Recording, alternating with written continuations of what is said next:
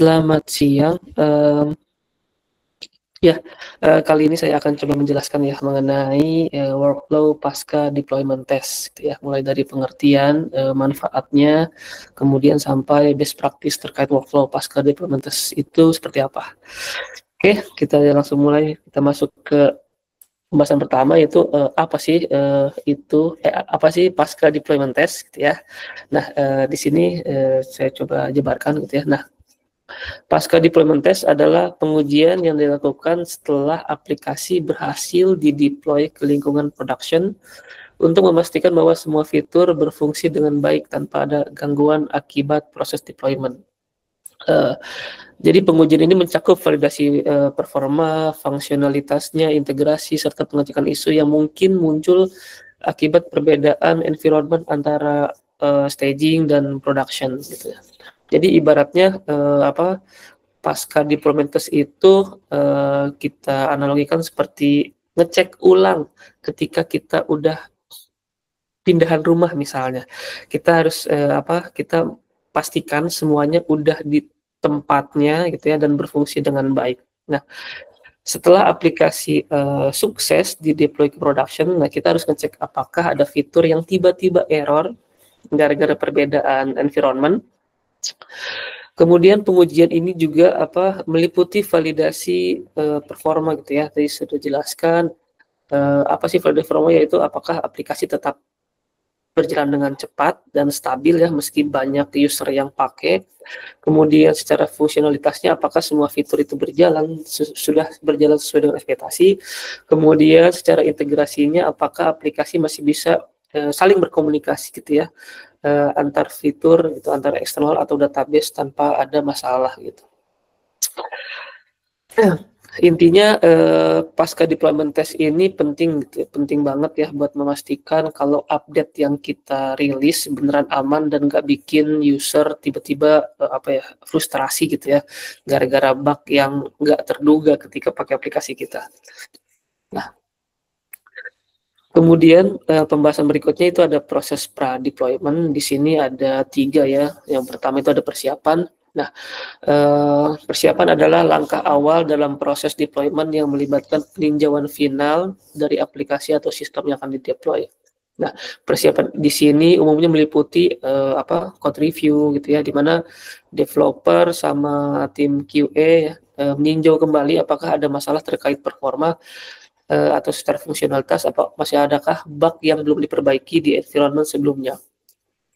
Nah, kemudian yang kedua itu selain code review kita ada dependency management ya. Di sini kita harus memastikan bahwa semua library atau dan dependensi yang diperlukan sudah terinstall dan bisa bekerja dengan baik.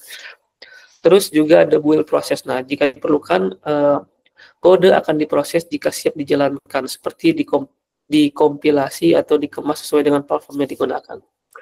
Terus setelah persiapan kita masuk ke proses selanjutnya, itu adalah tahap pengujian. Nah, sebelum melakukan deployment ke production, aplikasi atau sistem harus menjalani serangkaian pengujian pada environment yang bisa dikatakan mirip gitu ya dengan production, untuk memastikan bahwa semua sistem itu berfungsi dengan baik. Nah, sebelum aplikasi benar-benar dipakai di production, kita harus memastikan semuanya berjalan dengan baik. Caranya gimana? Nah, kita harus menguji aplikasi di lingkungan yang mirip dengan production. Di tahap ini, kita harus cek apakah fitur-fitur sudah sesuai dengan semestinya, apakah sistem sudah terintegrasi dengan baik, gitu ya. Kemudian juga apakah aplikasi tetap lancar meski digunakan oleh banyak user dalam waktu bersamaan gitu ya. Nah, kalau ditemukan bug atau error, nah developer dan QA tentunya akan bareng-bareng gitu ya untuk memperbaiki aplikasinya dulu sebelum benar-benar dirilis. Terus tahapan yang ketiga ya, konfigurasi.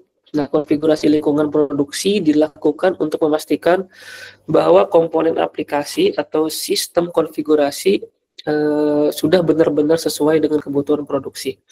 Nah, jadi di tahap ini kita memastikan seperti server, database, kemudian jaringan, itu sudah terkonfigurasi sesuai kebutuhan agar aplikasi bisa berjalan dengan stabil. Intinya konfigurasi ini penting supaya aplikasi nggak cuma jalan, tapi juga siap menghadapi berbagai skenario yang ada di lapangan. Kurang lebih seperti itu. Oke, masuk selanjutnya, apa sih manfaat pasca deployment test gitu ya. Nah, yang pertama di sini ada keamanan jadi lebih baik gitu. Nah, dengan proses deployment yang rapi, kita bisa memastikan sistem selalu pakai versi terbaru ya, yang sudah diperbaiki dari bug dan dari celah keamanannya. Selain itu, update rutin juga menambal kerentanan yang bisa dimanfaatkan oleh hacker. Kemudian yang kedua itu ada kompatibilitas yang lancar. Deployment yang baik itu memastikan aplikasi bisa berjalan mulus di berbagai platform dan berbagai perangkat tanpa masalah. Nah, misalnya kalau ada update baru ya di sistem operasi atau di browser yang kita pakai, kita bisa pastikan aplikasi tetap kompatibel gitu ya, dan enggak tiba-tiba error saat digunakan. Lalu manfaat yang ketiga itu adalah fungsionalitas tetap terjaga. Nah, saat melakukan deployment, kita juga memastikan semua fitur lama ya yang sudah dipakai oleh user yang existing itu tetap berjalan dengan baik setelah adanya update. Nah, pengujian sebelum deployment ini tentunya membantu kita mencegah bug yang bisa bikin fitur existing rusak atau nggak bisa berjalan gitu ya. Nah, lalu kemudian yang keempat itu performa stabil ya. Dengan deployment yang terencana, kita bisa mengoptimalkan kecepatan aplikasi ya, mengatur server juga agar enggak cepat down lah ya, katakan seperti itu, dan memastikan sistem bisa menangani lonjakan user ya, lonjakan penggunaan gitu ya, tanpa lemot atau tanpa crash. Terus manfaat yang terakhir itu hemat ya, hemat dalam perbaikan. Mencegah lebih murah daripada memperbaiki. Nah, dengan deployment yang baik, kita bisa mengurangi risiko bug besar yang bisa bikin sistem itu bermasalah di production. Artinya lebih sedikit waktu dan biaya yang dihabiskan untuk memperbaiki error yang sebenarnya bisa dicegah sejak awal. Kurang lebih itu saja sih manfaat mengenai pasca deployment test. Nah, selanjutnya masuk ke pembahasan terakhir gitu ya. Kenapa sih udah dites gitu ya secara end to end tapi masih suka kelolosan bug di production?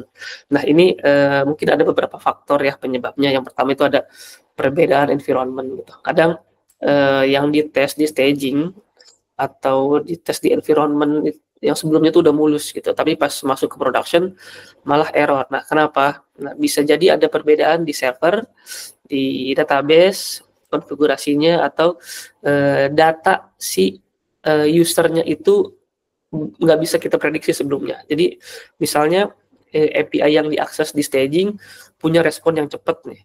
Kemudian ketika di production malah API-nya lemot gitu, atau ada batasan akses lah, kurang lebih seperti itu. Kemudian yang kedua itu faktor lainnya adalah perilaku user yang tidak terduga gitu ya. Nah, perlu dicatat gitu ya, user itu kreatif gitu ya. Mereka bisa aja pakai aplikasi dengan cara yang nggak pernah kita pikirkan sebelumnya. Jadi ada yang input data dengan aneh gitu ya, ada yang klik tombol berulang kali dalam 1 detik ya, yang nggak sabaran gitu. Terus juga ada juga yang pakai aplikasinya itu atau HP-nya itu dengan settingan yang nggak biasa gitu, entah di root lah, entah apalah gitu yang aneh-aneh. Nah, hal-hal yang kayak gini kadang nggak bisa sepenuhnya di cover gitu saat testing. Inilah juga yang jadi salah satu penyebab kenapa di production sering kejadian bug-bug yang tidak terduga. Terus yang ketiga itu faktor lainnya adalah cakupan pengujian yang kurang memadai. Nah, walaupun udah dites secara end-to-end ya, secara menyeluruh, tetap ada kemungkinan beberapa skenario dari sisi QA itu kelewat ya, terutama case atau situasi yang jarang sekali terjadi. Nah, mungkin kita udah tes fitur utamanya nih, semua fitur utamanya udah aman, udah oke, udah lancar, tapi kita nggak cek apa yang terjadi kalau user mengaksesnya di kondisi tertentu. Nah, misalnya dalam kondisi koneksi internet yang nggak stabil atau yang lama, atau ada lonjakan traffic secara mendadak. Nah, itu juga kadang tidak bisa kita prediksi sebelumnya. Terus masalah yang keempat itu adalah masalah saat deployment dan rilis. Kadang deployment nggak berjalan sesuai rencana gitu ya. Bisa jadi ada konfigurasi yang salah, file yang nggak terupdate, atau perbedaan versi versi library mungkin, atau bikin sistem error setelah rilis. Nah, kalau mekanisme rollback atau monitoring kurang siap, masalah kecil ini bisa jadi bencana yang besar gitu saat naik ke production. Terus yang terakhir, yang kelima, ya, ada yang ketergantungan eksternal atau pihak ketiga. Nah, aplikasi kita ya mungkin bergantung sama API, ya, layanan cloud atau database eksternal yang di luar kendali kita. Nah,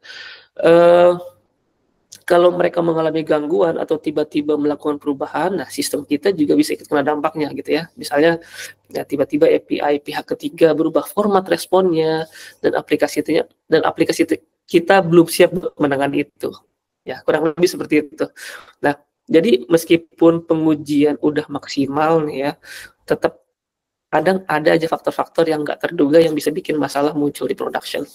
Makanya selain testing yang kuat, kita juga butuh monitoring, kemudian juga kesiapan gitu ya untuk cepat tanggap dalam melakukan hal-hal darurat kalau ada kejadian tak terduga di production.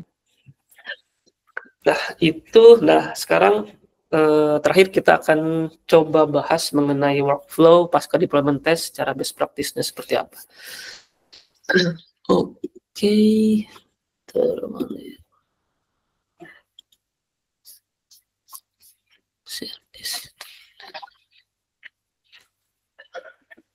nah, di sini ada bagan ya mengenai flow pasca deployment test. Sorry, kepotong. Nah, di sini ada 3 tim yang terlibat ya. Ada software engineer, kemudian ada test engineer, kemudian ada product manager.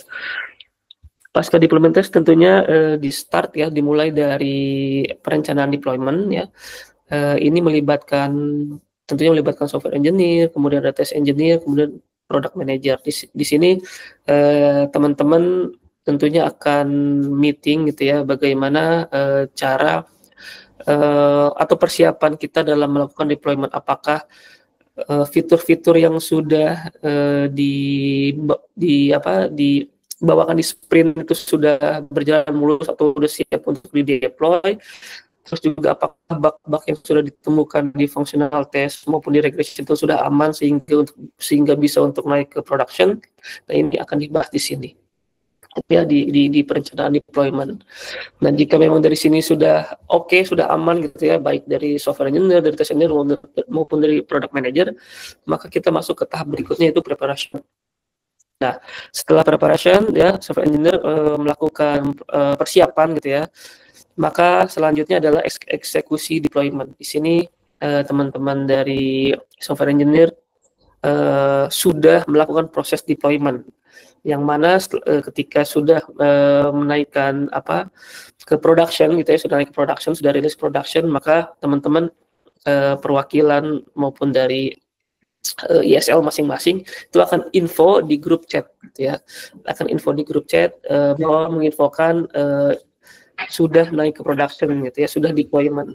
Nah, setelah info di grup chat, maka di sini teman-teman dari test engineer akan mencoba melakukan pengujian ya, melakukan smoke test gitu ya, melakukan pengujian untuk fitur-fitur yang penting ya, secara positif flow-nya seperti apa, apakah semuanya sudah berjalan dengan lancar apa tidak gitu ya. Nah, di sini tentu selama pengujian kita memastikan apakah ada bug atau tidak gitu ya. Nah, jika tidak ada, tentu teman-teman akan info di grup chat bahwa secara deployment fitur-fiturnya sudah aman, sudah tidak ada isu gitu ya, baik dari sisi test engineer, kemudian sisi dari tim produk juga, apakah di sini sudah tidak menemukan bug atau tidak gitu. Nah, kalau misalnya sudah aman maka diinfo di grup chat. Sedangkan jika menemukan bug ya, ini jika ada maka di sini teman-teman TE akan mengkonfirmasi ke product manager untuk kemudian product manager memvalidasi bug tersebut secara prioritinya, apakah bug yang ditemukan oleh QA atau TE ini bersifat kritikal ya, bersifat high atau highest. Nah, jika bersifat high atau highest, maka teman-teman TE itu akan membuatkan tiket bug-nya gitu ya, agar bisa ke tracking. Nah, telah membuatkan tiket bug-nya di board khusus, maka di sini tim software engineer akan menganalisis bug yang telah ditemukan, gitu ya. Menganalisis bug yang telah ditemukan oleh tim QA, kemudian juga akan melakukan perbaikan bug ya di tahapan berikutnya, melakukan perbaikan bug. Kemudian setelah diperbaiki bug tersebut, maka akan diinformasikan kembali ke tim QA, ke tim TE ya, untuk bisa di-retesting ulang, untuk bisa di-retesting bug tersebut. Nah, setelah melakukan retesting bug, tentunya kadang ada beberapa hal yang di luar dugaan ya, ada ya, secara bug-nya sudah aman, tapi ternyata nyenggol ke fitur lain gitu. Nah, ini sudah mencakup ke sini. Apakah sudah oke gitu ya si bug tersebut? Apakah fitur lain juga tidak terdampak? Nah, jika belum, ternyata masih ada isu, maka balik lagi ke tahapan perbaiki bug-nya, kemudian juga retesting ulang. Nah, jika sudah oke gitu ya, jika sudah oke secara bug-nya sudah tidak terjadi dan secara fitur-fitur lain juga tidak terdampak, maka di sini teman-teman baik dari QA maupun dari product manager akan diskusi ya untuk melakukan pengkajian ulang gitu. Maksudnya dari sisi QA apakah sudah oke, baik itu secara bug maupun secara end-to-end-nya. Begitupun dengan dari sisi produk apakah sudah oke atau belum gitu ya. Nah, di sini jika dari keduanya sudah oke, maka akan diinfo di grup chat gitu ya, bahwa deployment-nya sudah aman, itu sudah tidak ada bug baik dari sisi QA maupun dari sisi produk. Nah, kemudian jika tadi ada temuan bug gitu ya, jika priority-nya low, maka tim produk itu akan memasukkan bug tersebut ke backlog ya, akan menambahkannya ke backlog untuk dikerjakan di sprint depan. Nah, ini juga tentunya akan diinfokan di grup chat ya, bahwa temuan-temuan bug yang sifatnya low ini akan dikerjakan di sprint depan. Nah, sampai situ ya kurang lebih itu sih terkait workflow pasca deployment test. Terima kasih.